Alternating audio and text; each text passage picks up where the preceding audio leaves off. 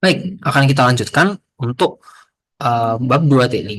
Ya, jadi untuk persamaan accounting sama konservasi sendiri ada tiga tipe, yaitu tipe aljabar, diferensial, dan integral, begitu ya. Nah, kita akan bahas satu-satu. Pertama untuk aljabar. Jadi kalau misalnya untuk aljabar kita itu melihat kuantitasnya secara diskrit atau secara perbagian, begitu. Nah, jadi seperti yang tadi dijelaskan di slide sebelumnya, ini adalah contoh untuk yang uh, aljabar gitu, karena nilainya itu discrete. Misalnya di sini inputnya itu 2 gram, outputnya 10 gram, generasinya 5 gram, dan konsumsinya 3 gram. Berarti kita bisa asumsikan bahwa itu adalah persamaan counting yang aljabar gitu. Jadi ini untuk persamaannya. Jadi di sini ada simbol kayak trisula ini adalah uh, parameter yang mau kita hitung begitu. Misalnya massa atau suhu atau misalnya volume gitu ya. Dan ini tuh untuk akumulasinya sendiri itu adalah kondisi untuk masa sebelum setelah dikurangi misalnya masa sebelum gitu, atau volume setelah dikurangi volume sebelum ya. Jadi ini parameter yang sesudah dikurangi parameter yang sebelum ya. Itu untuk akumulasi. Nah, selanjutnya adalah diferensial. Kalau untuk diferensial kita mengenal istilah disebut dengan rate. Nah, apa rate itu? Rate itu bahasa Indonesia adalah laju, yaitu apa namanya, kuantitas dari suatu hal uh, dalam jangka waktu tertentu. Misalnya laju alir. Nah, untuk laju alir kita berarti menghitung misalnya itu volume suatu cairan per suatu satuan waktu begitu. Jadi aliran itu adalah laju alir adalah volume per waktu begitu untuk rate. Atau misalnya laju penguapan. Nah, kalau laju penguapan berarti kan masa masa let's say O2 atau H2O misalnya. Masa H2O yang menguap dibagi dengan waktu begitu. Nah, kemudian untuk persamaannya bagaimana? Persamaannya adalah sebagai berikut. Jadi, untuk parameter-parameter ini, itu kita berikan dot. Nah, dot ini itu mengindikasikan bahwa dia itu adalah sebuah laju, begitu ya. Jadi ada laju masuk, laju keluar, laju yang bertambah atau digenerasi, dan ada laju yang dikonsumsi. Gitu. Jadi persamaannya mirip kayak yang aljabar, cuma ditambahkan yang titik aja sih. Gitu. Nah, untuk apa namanya ini yang akumulasi, laju akumulasi kita bisa simbolkan itu dalam bentuk diferensial begitu ya. Misalnya ini tuh massa berarti dm per dt gitu ya. Nah, satu lagi adalah integral. Nah, integral itu kita menggunakannya saat mengkaji kondisi antara dua poin waktu diskrit. Jadi misalnya kita mau menghitung nih penambahan berat badan, kita menghitung dari misalnya dia misalnya ada orang, kita hitung dia misalnya makan berapa gram makanan, terus dia mengeluarkan berapa gram uh, dari makanan tersebut, kemudian dia bisa menggenerasi lemak seberapa dan membakar lemak tersebut. Nanti hasilnya adalah akumulasinya itu berat badan. Bisa seperti itu ya. Nah, uh, kita biasanya menggunakan integral untuk masalah seperti itu, untuk menghitung berapa sih misalnya tadi masa ya, masa dalam jangka waktu dari 0 bulan sampai 2 bulan, misalnya seperti itu. Jadi kita gunakan integral ini sekali lagi untuk mengkaji kondisi antar dua poin waktu yang diskrit gitu ya. Misalnya dari 0 bulan sampai 2 bulan, dari 1 jam sampai 5 jam, atau dari 0 detik sampai 17 detik, misalnya seperti itu ya. Nah, dan ada catatan bahwa yang kita integralkan adalah suatu laju begitu. Jadi kita tidak bisa mengintegralkan untuk nilai apa namanya discrete, sebenarnya bisa, tapi umumnya kita gunakan laju begitu ya. Karena ya laju itu kan dia per satuan waktu. Kita harus meninjaunya dari satuan waktu ke waktu lain begitu. Kita mau sini dari waktu awal ke waktu akhir. Oke, kita bisa next. Nah, ini adalah beberapa contoh untuk soal accounting ya.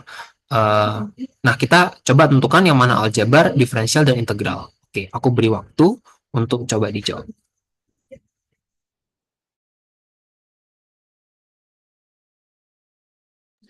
Oke, coba kita jawab ya satu-satu. Nah, pertama untuk soal ini.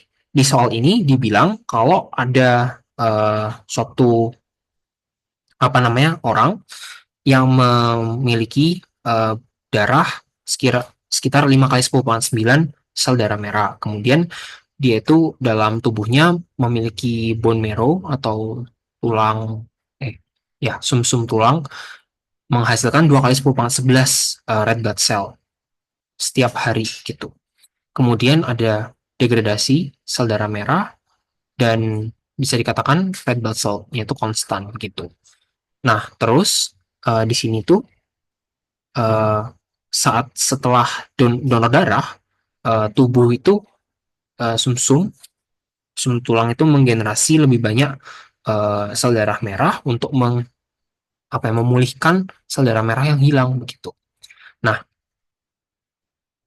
kemudian ini ada penjelasan lebih lanjutnya. Terus tanya, kira-kira ini tuh yang bagus digunakan persamaan yang mana? Aljabar, diferensial, atau integral begitu. Dan dibilang disuruh estimasi apa namanya? Apakah dalam jangka 8 minggu itu sudah cukup untuk memulihkan semua sel darah merahnya. Nah, kalau misalnya ada kata kayak 8 minggu, 5 hari, atau apapun yang berhubungan sama waktu, kemungkinan besar soal itu mengacu pada soal integral ya karena dia mengatakan suatu waktu yang diskrit begitu dan parameter hal yang kedua yang bisa ditentukan kalau misalnya ini adalah suatu soal integral kita bisa lihat apakah parameter-parameter yang disebutkan itu adalah sebuah satuan uh, laju atau rate ya jadi di sini dikatakan ini kan rate per day tuh terus misalnya tadi ini gitu semua ini apa namanya suatu laju gitu. Jadi karena hal tersebut kita bisa menghitung begitu. Jadi nanti kita gunakan persamaan yang integral ini. Oke, jadi ini adalah soal yang integral. Oke, next. Yang ini population growth has slowed in the United States since 2008 economic recession. Oke, dikatakan di sini ada 328 ribu jiwa yang emigrasi, kemudian ada yang imigrasi 1,13 jutaan, kemudian ada bayi yang lahir itu sekitar 3,97, terus ada yang meninggal itu 2,44 juta. Nah, terus ditanyakan kira-kira berapa uh, perubahan uh, populasi penduduk di Amerika Serikat gitu pada tahun itu gitu pada tahun itu. Nah, jadi di sini kan dikatakan pada satu tahun ada orang yang masuk, ada orang yang keluar, ada orang yang dilahirkan, ada orang yang mati. Berarti kan bisa kita katakan ini tuh untuk yang imigrasi adalah suatu variabel input, ini suatu variabel output, ini adalah suatu variabel generasi dan ini suatu variabel konsumsi begitu. Nah, dan dikatakan di sini tuh pada suatu waktu yaitu this year ya. Nah, dari penjelasan itu jadi kita bisa simpulkan bahwa ini tuh terjadi bukan pada suatu waktu diskrit ya. Jadi tidak dalam suatu rentang waktu melainkan satu waktu saja. Itu satu. Kedua adalah untuk soal ini tidak disebutkan laju atau rate. Maka kita bisa menyimpulkan kalau soal ini adalah soal aljabar gitu. Ya, oke, yang ketiga, on average United States consumes oil at rate of 19 million barrels per day, produces only 8,7 million barrels a day. Terus ditanyakan, kira-kira harus mengimpor berapa massa untuk uh, mengurangi yang defisit ini. Nah, jadi ini sudah dikatakan ya di soal kalau ini ada rate. Berarti kalau ada rate, kemungkinan besar antara dia itu adalah soal aljabar atau uh, soal integral atau soal diferensial gitu. Nah, dalam kasus ini tidak dikatakan rentang waktu, maka kita menggunakan uh, acuan diferensial ya untuk soal ini gitu. Oke, next. Untuk selanjutnya kita menemukan yang namanya itu persamaan konservasi. Jadi persamaan konservasi itu kurang lebih adalah turunan dari persamaan akuntansi. Di mana kalau persamaan akuntansi itu memiliki 4 komponen, ya. Tadi ada in, out, generation, sama consumption serta akumulasi, ya. Nah, kalau konservasi dia hanya ada in sama out saja, tidak ada generasi atau konsumsi, begitu. Nah, ada 3 juga sama, ada aljabar, diferensial, dan integral. Untuk aljabar itu adalah yang sama kurang lebih jumlah diskrit atau potongan dari sifat ekstensif gitu. Tadi misalnya populasi gitu, atau misalnya itu massa glukosa gitu misalnya ya. Kemudian diferensial itu adalah bentuk laju sekali lagi ya. Jadi persatuan waktu semua itu misalnya tadi laju alir gitu ya. Dan satu lagi integral itu untuk mengkaji kondisi pada suatu rentang waktu gitu. Kembali lagi, kalau misalnya dia ada waktu diskrit, tentang waktu diskrit, maka kurang lebih itu adalah persamaan uh, konservasi yang bentuknya integral gitu.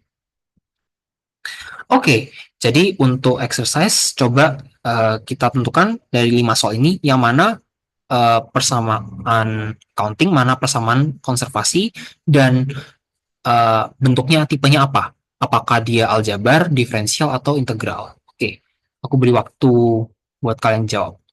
Feel free buat pause videonya.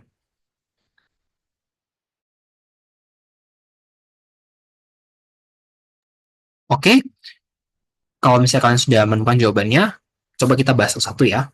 Pertama, soal ini. Dikatakan ada suatu kapasitor yang memiliki ini ya, laju arus itu ini KQ sis gitu ya. Terus ini adalah konstanta, Q itu adalah charge atau muatan gitu.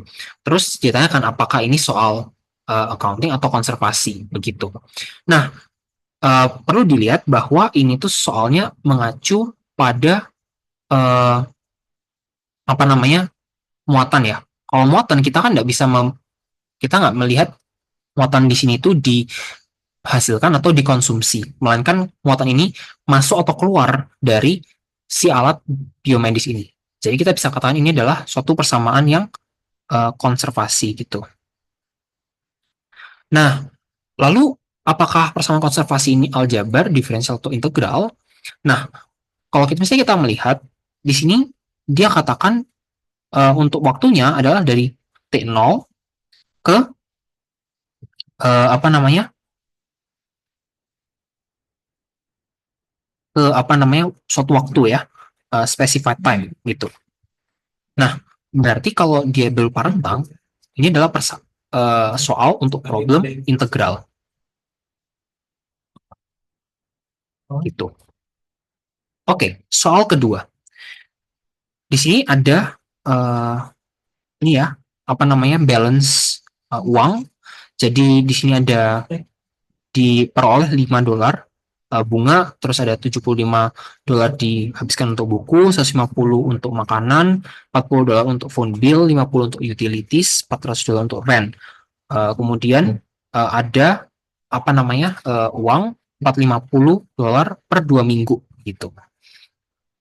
Dan ini semua itu pengeluarannya untuk each month gitu ya. Nah, terus kira-kira ini persamaan apa? Konservasi atau accounting? Itu dulu. Nah, jadi di sini uang tidak bisa dibentukkan. Kita tidak memprint uang sendiri gitu kan. Atau kita menghancurkan uangnya. Enggak, tapi kan kita keluar atau masuk uangnya gitu. Dari pendapatan atau pengeluaran. Jadi ini jelas adalah persamaan konservasi gitu. Nah, kemudian karena di sini katakan dia itu suatu laju ya. Jadi $5 per bulan, $75 per bulan, $150 per bulan, terus dia pemasukannya itu $450 per 2 minggu. Jadi karena semua itu laju, maka kita nyatakan ini dalam diferensial begitu. Oke, untuk soal ketiga, di sini ada pasien dia kehilangan darah 1,6 kilo, kemudian dia apa namanya mengestimasi sekitar segini yang hilang begitu. Lalu ditanyakan kira-kira berapa lama waktu sebelum darahnya habis semua begitu. Nah, apa namanya? Kalau kita mau menghitung waktu, tidak lain dan tidak bukan kita gunakan yang namanya itu integral gitu. Karena kita mau menghitung berapa rentang waktu agar suatu parameter itu uh, yang apa namanya sesuai yang mau kita dapatkan begitu. Dalam kasus ini berapa sih masa darah sebelum habis sebelum nol begitu. Dari awalnya sekian 1,6 kilo gitu ya. Nah, kira-kira ini persamaan apa? Konservasi atau accounting? Jadi kalau misalnya kita lihat di sini kan darah tidak dihasilkan atau dikonsumsi oleh tubuh pasien, dia hanya masuk atau keluar ya. Maka kita katakan ini persamaan konservasi begitu. Sekali lagi. Oke, untuk problem keempat di sini ada mengenai ejection fraction ya. Lalu kita bisa baca kurang lebih ini membahas soal kinerja jantung.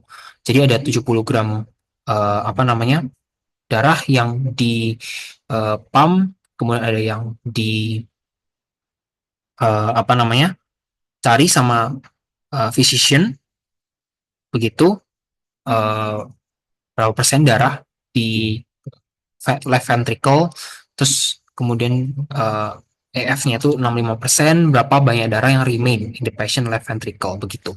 Nah, sekali lagi di sini dia tidak memperhitungkan darahnya dibentuk atau dihancurkan, tapi hanya darah yang keluar masuk saja dari jantung, ya kan?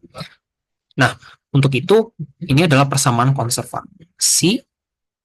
Terus untuk tipenya sendiri, karena di sini tidak dikatakan laju keluar masuk darah atau rentang waktu dari keluar masuknya darah ini, maka kita katakan ini adalah soal untuk aljabar.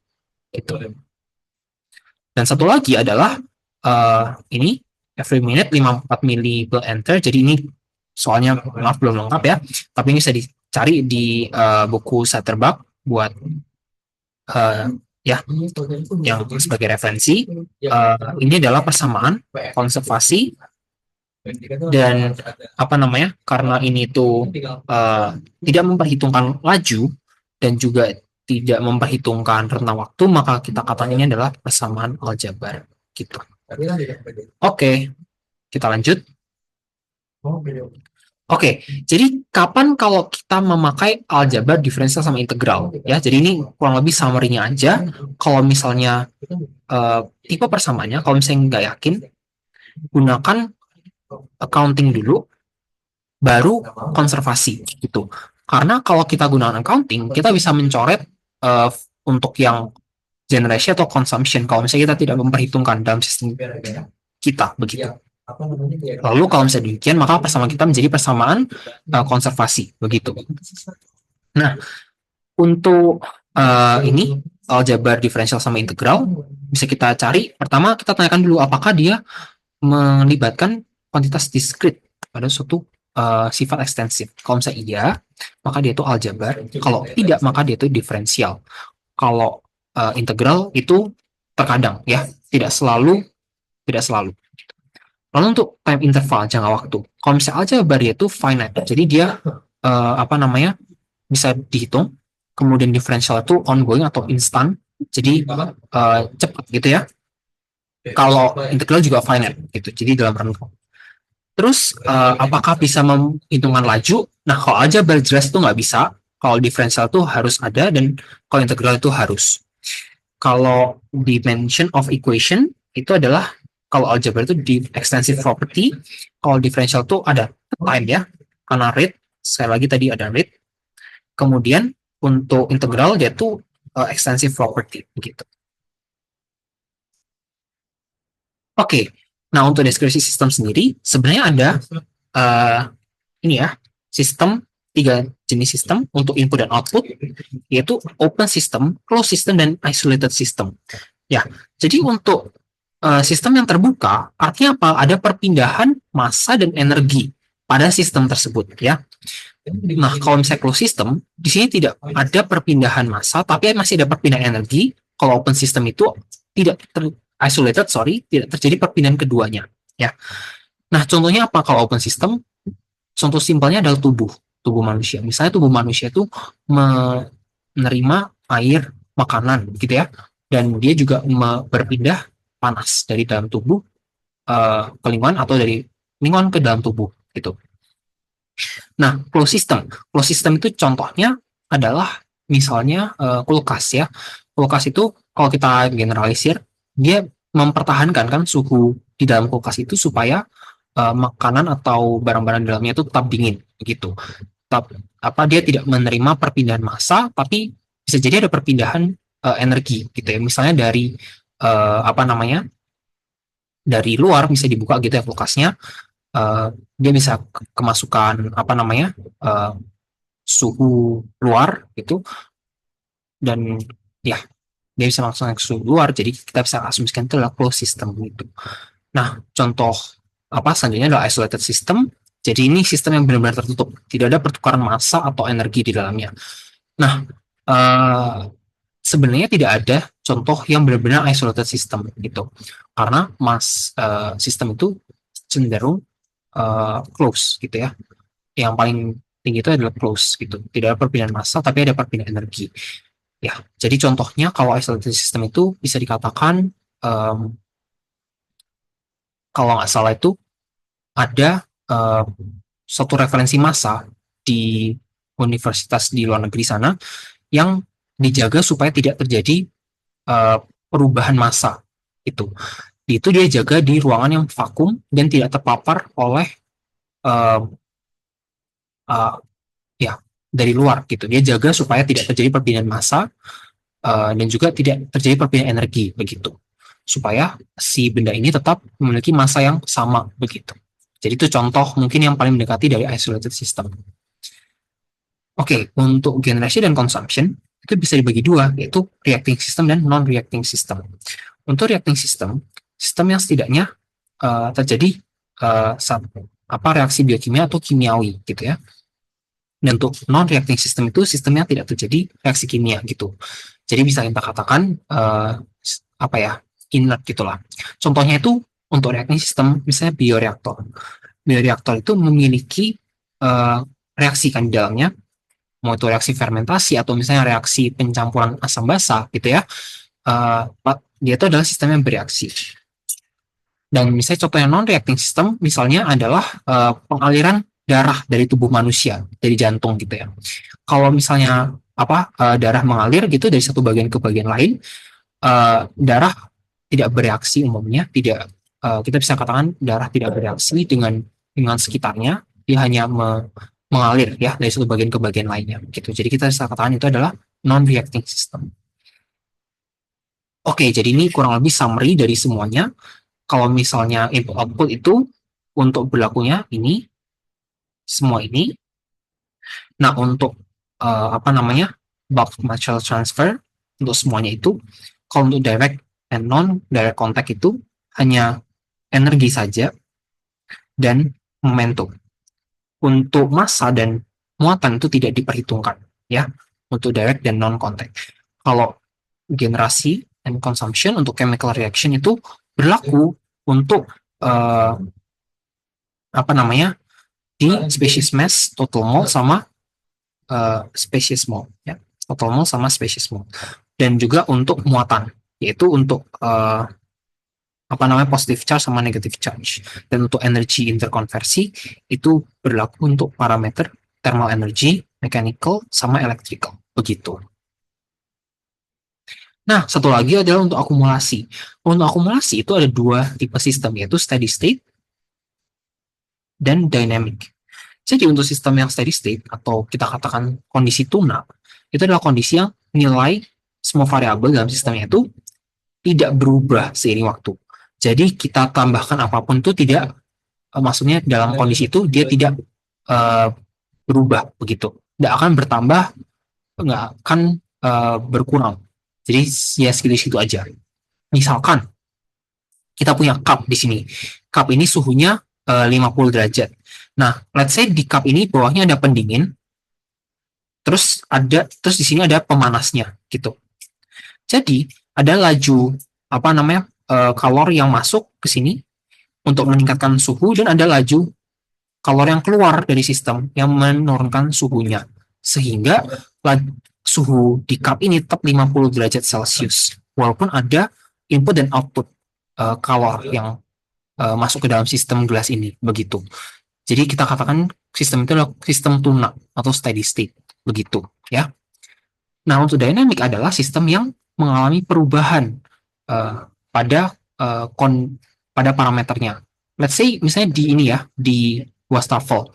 Ada wastafel, kita nyalakan kerannya gitu, terus ada apa namanya? Pipa keluarannya ya. Nah, kalau misalnya di suatu waktu kita bisa lihat ketinggiannya itu segini gitu. Misalnya ketinggiannya itu let's say 20 cm. Terus kalau kita tinggal 1 jam, walaupun masih nyala kerannya, itu dia ketinggiannya sudah 5 cm, misalnya seperti itu.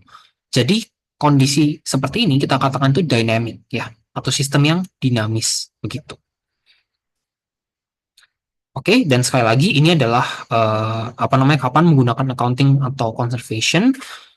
Jadi bisa dibaca di tabel ini begitu. Oke, setelah ini kita akan melakukan exercise. Untuk itu, see you in the next video.